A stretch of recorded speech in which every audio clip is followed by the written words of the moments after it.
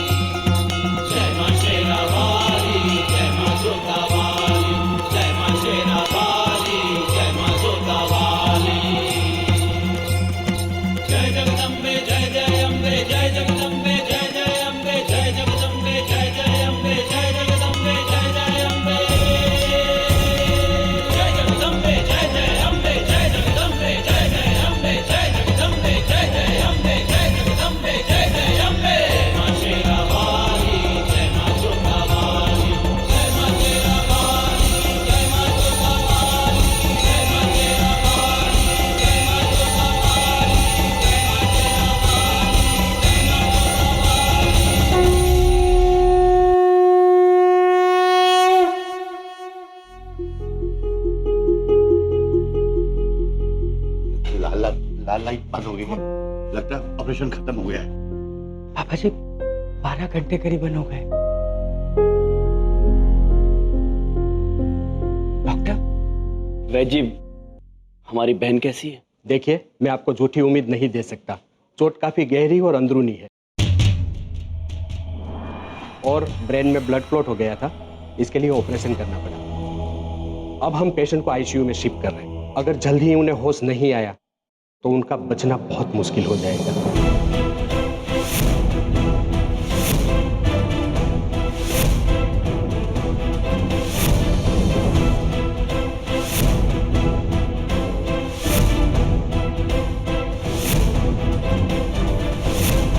Doctor please. देखिए doctor साहब, आपको जो भी जड़ी बूटी चाहिए, जो चाहिए, जहां से चाहिए हमें कहना, हम ले आएंगे आपके लिए, किंतु हमारी बहन को बचा लीजिएगा। देखिए, हम कोशिश कर सकते हैं, इससे ज्यादा कुछ नहीं कह सकते। भगवान से प्रार्थना कीजिए कि बिंदिया जी ठीक हो जाए। प्रभु। बिटिया, मम्मी,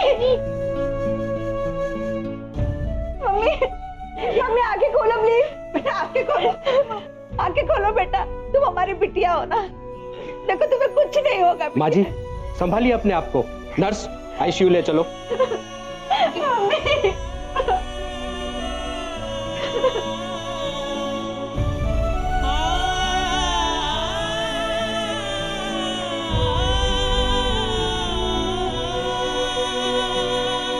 दादाजी, वो हमको पूछना था कि बिंदिया भाभी कैसी हैं आप? बेटा अभी कुछ कह नहीं सकते, डॉक्टर साहब ने कहा है कि अगर जल्दी होश नहीं आए तो कुछ भी हो सकता है। नहीं दादाजी, आप बिल्कुल चिंता मत कीजिए। आप देखिएगा, सब कुछ ना सब कुछ एकदम ठीक हो जाएगा। हम सबकी प्रार्थनाएं ना विद्या भाभी के साथ है। हाँ। थैंक यू बेटा, थैंक यू। क्या हुआ कावेरी? क्या हुआ? क्या बोले दादाजी ने? दादाजी ने कहा कि विद्या भाभी खतरे से बाहर नहीं है। क्या?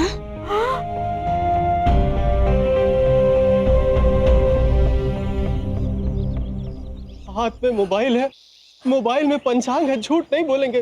पूजा अर्चना के साथ साथ मुझे लगता है हमें दान पुण्य भी करना चाहिए। हो सकता है दान पुण्य करने से बिंदिया बहन के सेहत में सुधार आ जाए। हाँ, मैं सेठ जी से कहकर सारी मिठाइयाँ बिंदिया बहन के नाम पर देसी घी में बनाऊंगा और हम सब वो सारी मिठाइयाँ गरीबों में बांट देंगे। मैं भी अपनी दुकान से गेहूं, चावल, दालें वगैरह मैं सब गरीबों में दान करूंगा। मैं भी कंबल और कपड़े दे दूंगा। हाँ हाँ, तो चलो जी, बिना देरी किए हम भी बहन के नाम पर दान पुण्य करें। हाँ हाँ हाँ, जल्दी चलो। चलो अभी चल। अगर जल्दी ही उन्हें होश नहीं आया तो उनका बचना बहुत मुश्किल हो जाएगा। प्रभु, चित्रगुप्त जी, नारायण नारायण। प्रणाम महाराज। प्रणाम नारद जी। प्रणाम चित्रगुप्त जी। प्रणाम। महाराज, आप तो स्वयं मृत्यु के देवता हैं, परंतु आज आप स्वयं इस घटना के आगे इतने विवश कैसे हो गए? क्यों महाराज? नारायण नारायण। नारद जी, हम मृत्यु के देवता अवश्य हैं, किंतु आज हम किसी के भाई हैं। जब बात अपने परिजनों पर आती है तो एक साधारण मनुष्य इतना लाचार महसूस करता है, ये हमें आज पता चला है। चित्रगुप्त जी, हम भीतर ही भीतर बिखर रहे हैं, टूट रहे हैं हम। प्रभु। हाँ चित्रगुप्त जी, ऐसी पीड़ा, ऐसी लाचारी, ऐसी बेबसी हमने आज से पहले कभी अनुभव नहीं की। ना तो हम जीवन दान दे सकते हैं और ना हम इस दुर्घटना का परिणाम जान सकते हैं। तो किस बात के देवता हुए हम? प्रभु, आप उदास मत होइए। आपसे जितना बन सका आपने किया, लेकिन होनी को कौन टाल सकता है प्रभु? जी महाराज। नहीं नारद जी, चित्रगुप्त जी, हम हार नहीं मान सकते। कोई ना कोई रास्ता तो हमें अवश्य निकालना होगा। विंध्या बहन के साथ हम ऐसा नहीं होने देंगे। नारायण नारायण। महाराज, आप कितने दयालु हैं, कितने कृपालु हैं। आपके हृदय में कितना प्रेम है महाराज। अवश्य महाराज, मनुष्य जाति आपसे बहुत कुछ सीखेगी, परंतु हमें क्षमा कीजिए महाराज। हम आपके लिए कुछ भी नहीं कर सकते। और महाराज, आज हम भी बहुत भावुक हैं, इसलिए महाराज हम आपको उपहार स्वरूप ये पुष्प भेंट देना चाहते हैं। महाराज, इसे स्वीकार कीजिए। धन्यवाद नारद जी। ये फूल हवा में कैसे चल रहा है? ये लोग कौन है बेटा? अरे ये फूल तो अपने आप उड़ रहा था। अरे भाई, कौन हो आप लोग? नारद जी, ये शरारत करने का वक्त नहीं था। नारायण नारायण। चित्रगुप्त जी, हम क्षमा चाहते हैं, परंतु हम शरारत नहीं कर रहे थे महाराज, हम वाकई में भूल गए थे। नारायण नारायण। मनुष्यों, आप भयभीत मत होइए। ये जिन्हें आप देख नहीं सकते हैं, ये नारद जी हैं। हम यमराज, यम है हम। यमराज जी। ये तू मुझे कैसे अस्पताल ले आया जहां यमराज खुद टहल रहे हैं? मुझे यहाँ से जल्दी ले चल बेटा, जल्दी ले चल। मनुष्य भयभीत होने की बात। नारद जी। नारायण नारायण। क्षमा चाहते हैं महाराज, परंतु हमें आज्ञा दें। परंतु महाराज, आप बिल्कुल चिंतित मत होइए। महाराज, भविष्य के गर्भ और ईश्वर की लीला में क्या छुपा है, ये कोई नहीं जान सकता। नारायण नारायण।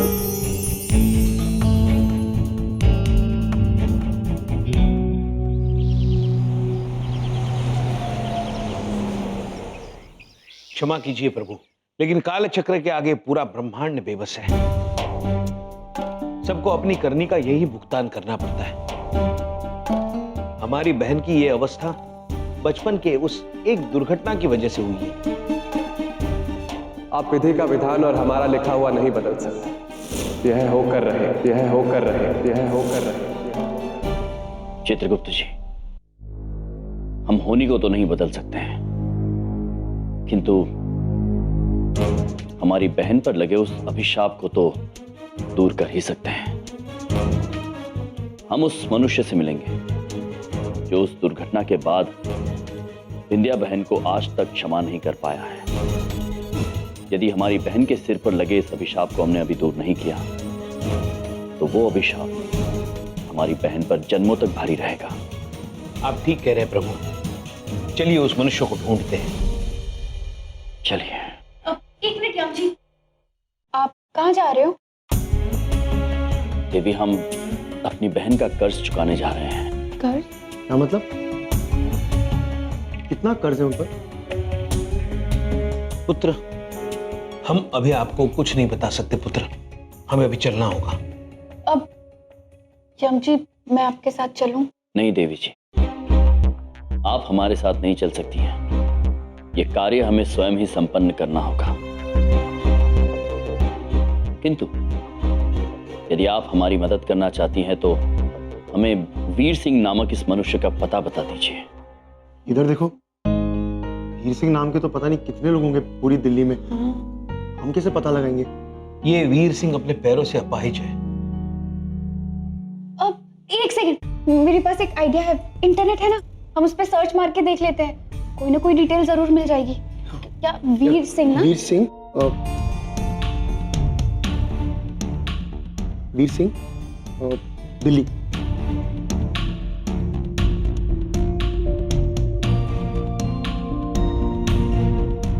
मिल गया। वीर सिंह नाम का आदमी जो अपाहिज है और उसकी किराने की दुकान है। हाँ, उनकी भी दुकान थी। तो फिर अवश्य ही होंगे। तो मैं एड्रेस लिख के दे देती हूँ आपको, ठीक है? जी। इधर देखो, ये लो पेन। फिर से इधर देखो, ये लो पेपर।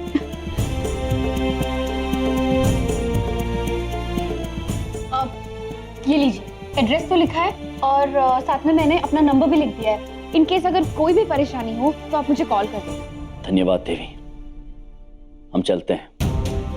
अब हम लौटेंगे तो अपनी बहन को कर्ज मुक्त करके ही लौटेंगे। आप हमारी बहन का ध्यान रखिएगा। ठीक, चलते हैं। All the best.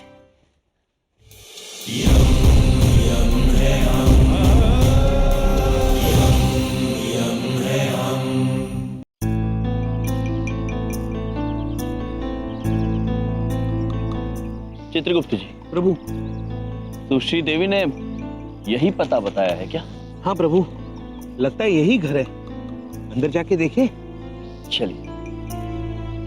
भाई साहब, बस कुछ दिन और रुक जाइए, हम वादा करते हैं कि आपके पूरे पैसे लौटा दूंगा। पूरे 10 लाख हैं, कैसे चुकाएगा? ऑटो चला के?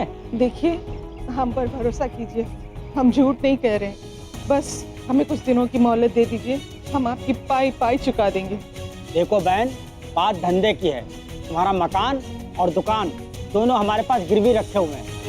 अगर तुमने समय पे पैसा नहीं दिया ना तो हम दोनों को बेच देंगे, फिर तुम सब सड़क पे आ जाओगे, समझे? प्रभु, इनमें से वीर सिंह कौन है? कैसी बातें कर रहे हैं आप लोग? क्या बोल रहे हैं आप लोग? ताकि आपको मैं बात करता हूँ। जब पैसे दिए हैं तो वापस तो मांगेंगे ही, इसमें बुरा मानने वाली क्या बात है वीर सिंह? चित्रगुप्त जी। हाँ, यही है वीर सिंह जी। जी प्रभु। देखो, दुकान गिरवी रखी है, कोई इज्जत नीलाम नहीं की है कि आ गए कीचड़ उछालने के लिए। अगर दुकान का पैसा नहीं दे पाए तो बेच देना दुकान को, पर खबरदार जो आगे से मेरे परिवार पर कीचड़ उछाला तो। वाह भाई वाह, एक तो पैसा दो, ऊपर से इनकी बातें भी सुनो।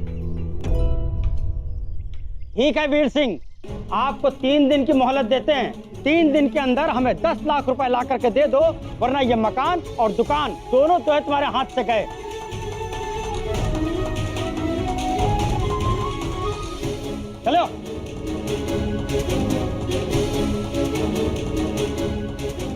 प्रणाम। टंकी बाज लगते हैं। प्रभु, इनकी हालत तो बिल्कुल भी ठीक नहीं लग रही। चिंता मत कीजिए पिताजी, कुछ ना कुछ इंतजाम हो जाएगा। क्या इंतजाम होगा बेटा, और कैसा इंतजाम होगा? मुझे माफ कर दे बेटा, मैं तेरे कोई सपने पूरे कर नहीं पाया। उस मनुष्य दिन को मैं कैसे भूल जाऊं? उस मनुष्य दिन की वजह से मेरा एक्सीडेंट हुआ था, और उस एक्सीडेंट में मेरी दोनों टांगे बेकार हो गई, और बेकार टांगों के साथ मैं यहाँ मजबूर होकर बैठा हूँ। प्रभु, ये मनुष्य तो अभी भी उसी घटना को कोस रहा है। कब तक कोसेंगे पिताजी, उस दिन को भूल जाइए बस। कैसे भूल जाऊं? उस एक्सीडेंट की वजह से तेरे सारे सपने मिट्टी में मिल गए। घर खर्च चलाने के लिए तुझे ऑटो चलाना पड़ रहा, तेरी माँ सिलाई कढ़ाई कर रही, और मैं यहाँ अपंग लाचार व्हील चेयर पर बैठा हूँ। बेबस नहीं है आप पुत्र।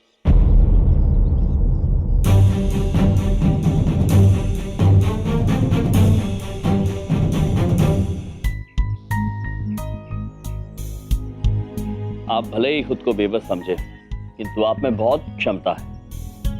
आप जो चाहें वो कर सकते हैं। कौन है आप लोग? यम है हम, और ये हैं चित्रगुप्त। यम चित्रगुप्त, नौटंकी वाले हो क्या? क्या लेने आए हो यहाँ? हम आपकी सेवा करने आए हैं। सेवा? समाज सेवक हो क्या? समाज सेवक ऐसा ही समझ लीजिए पुत्र। देखो, हम पहले से बहुत परेशान है, और परेशान मत करो, और वैसे भी मुझे फालतू बातों के लिए टाइम नहीं है मेरे पास। निकलो यहाँ से। देखिए, हम केवल आपकी मदद करना चाहते हैं। क्या मदद करोगे तुम? 3 दिन में हमें 10 लाख रुपए चाहिए। अगर 10 लाख रुपए नहीं चुकाए तो मेरा पूरा परिवार सड़क पर आ जाएगा, मेरी दुकान बिक जाएगी। ला सकते हो 10 लाख रुपए कहीं से? नहीं ला सकते तो जाओ यहाँ से। बड़े आए चंदा मांगने वाले। हे, निकलो तुम यहाँ से। चल बेटा। आप एक बार हमारी बात देखिए प्लीज, आप जाइए यहाँ से, जाइए।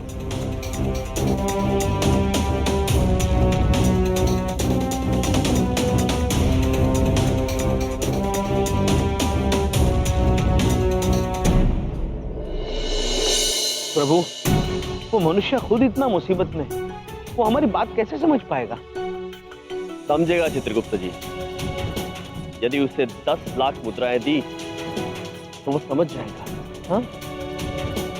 किंतु चित्रगुप्त जी, केवल 3 दिन है हमारे पास। इन 3 दिनों में हमें 10 लाख मुद्राओं का प्रबंध करना होगा।